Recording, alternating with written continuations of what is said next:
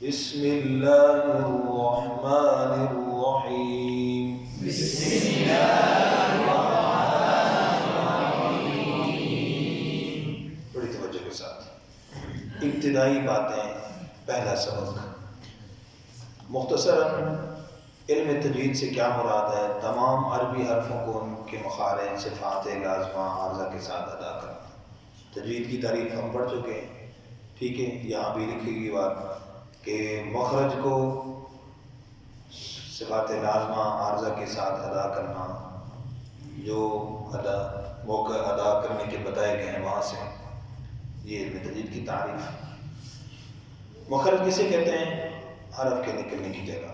یہ بھی بتایا ہوا 5 اصول، کتنے مواقع، اس کو اصول مخارج بھی کہتے ہیں. کون کون سے ہیں؟ جوف دہن اور حلق، زبان، ہونٹ اور اصول مخارج کہتے ہیں. صفات سے کیا مراد؟ وہ کیفیتیں جو آگے آ رہی انشاءاللہ بتائی جائیں گی. چلیے سبق نمبر 2 سبق کے اندر کیا ہے؟ 29 حروف بتائے گئے اور پہلے الف علیحدہ بتا دیا جوف دہن کے اعتبار سے، جیسے میں نے بتایا تھا، ٹھیک ہے. آگے کیا ہے؟ حمزہ، ہا، عین، ہا. وہی تختی کی ترتیب نورانی کیلیور جو میں نے عرض کی تھی. کہاں تک ہم نے مخارج ختم کیے تھے؟ میم تک. میم کے بعد پھر میں نے کون سے لکھوایا تھا؟ 15 ادھر ہو گئے، جوف دہن 1، 16، اور آخر میں کیا لکھایا؟ یہ خالی جگہ خیشوں. تو یہاں 17 مخارج اس ترتیب سے پورے ہو جائیں گے. تو یہ عربی حروف کیسویں ترتیب مخارج کے مطابق ہے، لکھا ہوا ہے. کیا ہے بھائی؟ ترتیب مخارج. سمجھ آ رہی بات نہیں؟ ترتیب مخارج. چلیے آگے سبق نمبر 3. تجوید کے ساتھ قرآن پڑھنا ضروری ہے. کیا ہے بھائی؟ کیوں ضروری ہے؟ اس لیے کہ ہر زبان کو جب بھی صحیح ادا کرنا، یہاں صحیح بولنا، صحیح ادا کرنا کہا جاتا ہے جب وہ اہل زبان کے طریقے کے مطابق ہو. قرآن عربی مجید عربی میں ہے، اس لیے عربوں کے طریقے کے مطابق اس کو پڑھا جانا ضروری ہے.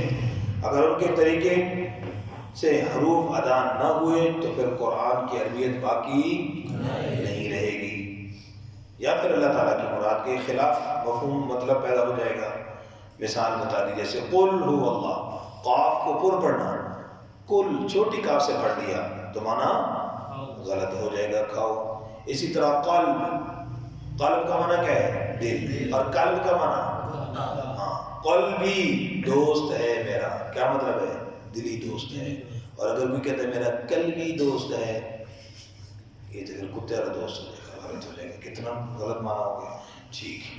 آگے تجوید کی ضرورت کو قرآن مجید سے ثابت کریں. ورتل القرآن ترتیلا، دلائل بتا چکا ہوں، بتا دیے نا بیٹا. شاباش. یہاں قرآن کی آیت لکھی ہوئی ہے، ٹھہر ٹھہر کر پڑھنا. یہاں پر ہوا تجوید. ترتیب کسے کہتے ہیں؟ ہوا تجوید الحروف و معرفت الوقوف. حروف کو مخارج سے ادا کرنا تجوید، اور معرفت حاصل کرنا وقف کی. تو وقف جی تجوید، حروف کی جو تجوید ہے، تجوید کا تعلق کس سے ہے؟ قرآن کے الفاظ کے ساتھ ہے. معرفت الوقوف، اس کا تعلق کس کے ساتھ ہے؟ معانی کے ساتھ ہے. اس لیے وقف کرتے ہوئے اور پھر اعادہ کرتے ہوئے معانی کا لحاظ رکھنا چاہیے. اب یہ کام ہے استاذ کا، عالم ہو، قاری ہو، پھر بچوں کو وقف اور اعادہ معنی کے مطابق ہی کروائے. تو کریں گے انشاءاللہ.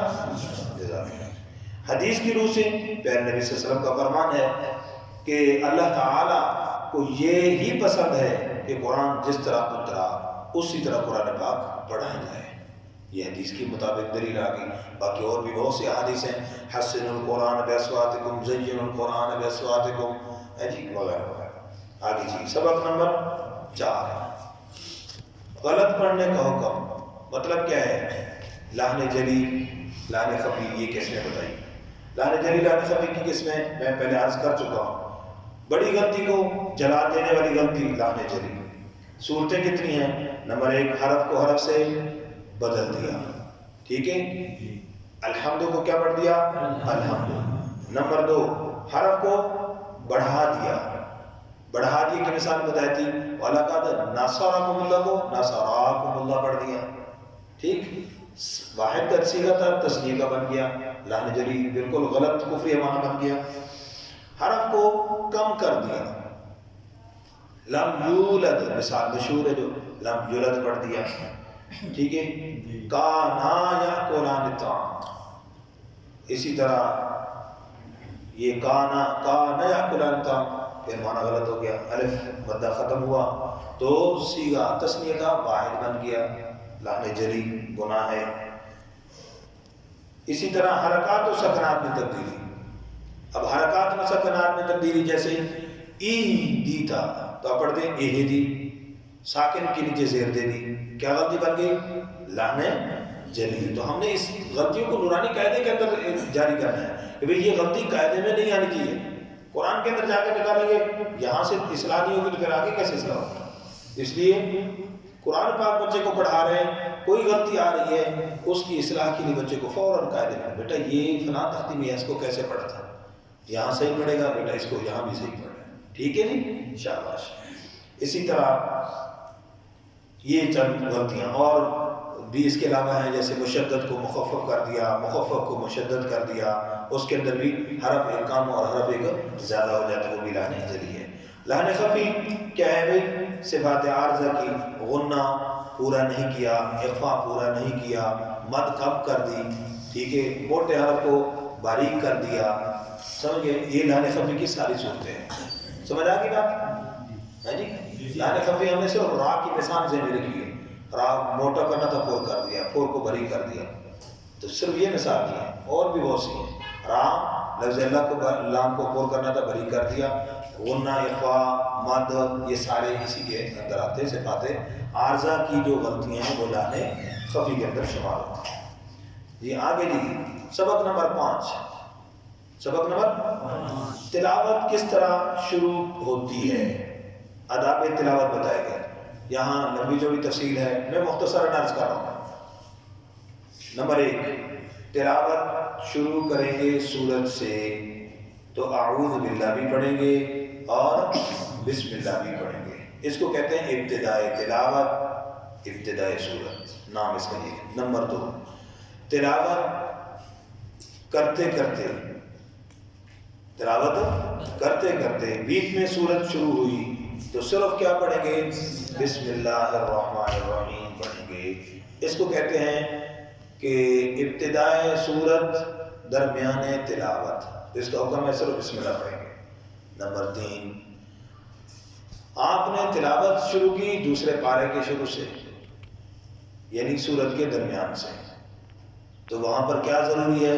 اعوذ باللہ یہ ضروری ہے، بسم اللہ میں اختیار ہے، ٹھیک ہے، بسم اللہ میں اختیار ہے، تو اس میں اعوذ باللہ ضروری، اس کا نام کیا ہے کہ ابتدائے تلاوت درمیان سورت، اعوذ باللہ ضروری، بسم اللہ میں اختیار ہے، برکت کے لیے پڑھ لی جائے تو بہت اچھی بات ہے۔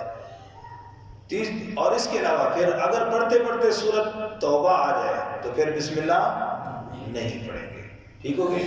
بس یہ اس کا خلاصہ تھا اس سبق کا، سبق نمبر 5 کا۔ آگے ہے سبق نمبر 6، سبق نمبر 6 کیا ہے؟ مخارج سے پہلے کچھ باتوں کا جاننا ضروری، یہ ساری وہی باتیں جو میں نے عرض کر دی، دانتوں کے نام ہیں ثنایا، ربائی، انیاب، پھر داڑھوں کے نام ہیں زواحف، قواحف، نواجز، یہ اسی طرح دانتوں کا پھر نقشہ ہے، پھر یہ زبان کے نام ہیں، زبان کی جڑ، زبان کا درمیان، زبان کی کروٹ، زبان کا کنارہ، زبان کی پشت اور زبان کی نوک، ٹھیک ہو گیا نہیں؟ شاباش۔ اسی طرح یہ بھی داڑھوں کے نام اور ان کا مفہوم، اور پھر کچھ اور حروف کے مخارج کے حوالے سے جو نام بتائیں گے، یہ سارے وہی مخارج ہیں جو میں پہلے پڑھا چکا ہوں، یہاں پر کچھ الفاظ اگر مشکل ہوں تو میں نے بالکل آسان الفاظ میں آپ کو یہ لکھوا دیے ہیں۔ اس کے بعد پھر سبق نمبر 8، واو، یا اور الف اور حمزہ، ان کی صورتیں، تو اس کے اندر کیا بتایا گیا کہ واو، الف اور یا، الف واو یا مطلب کیا ہے؟ حروف مدہ، الف مدہ ہوتا ہے، الف سے پہلے زبر، واو ساکن سے پہلے پیش، یا ساکن سے پہلے زیر، پھر حروف لین بتائے گئے، کیا بھائی؟ واو اور یا ساکن سے پہلے زبر ہو، ٹھیک ہے جی، اسی طریقے سے پھر حمزہ کی صورتیں بتائیں گی کہ حمزہ کہاں ہوتا ہے، کہ حمزہ شروع میں ہوتا ہے اور درمیان میں، آخر میں حمزہ نہیں ہوتا، کیسے؟ جیسے عام لفظوں میں، اور حمزہ متحرک ہوتا ہے، جیسے الف کی صورت میں ہوتا ہے حمزہ کیا ہوتا ہے؟ متحرک، آئیگو، اسی طرح مأکول درمیان میں آ گیا، ٹھیک ہے۔ اب جیسے کانا، یہ الف ہے لیکن یہ حمزہ نہیں بنے گا، تو الف ہمیشہ ساکن، اس سے پہلے زبر ہوتا ہے اور کلمے کے درمیان یا آخر میں آتا ہے، اور الف شروع میں نہیں آتا۔ جو شروع میں ہوتا ہے ویسے عموماً عرف میں کہتے ہیں الحمد کی الف سے والناس کی سین تک، تو الحمد کی الف نہیں ہے، الحمد کی کیا ہے؟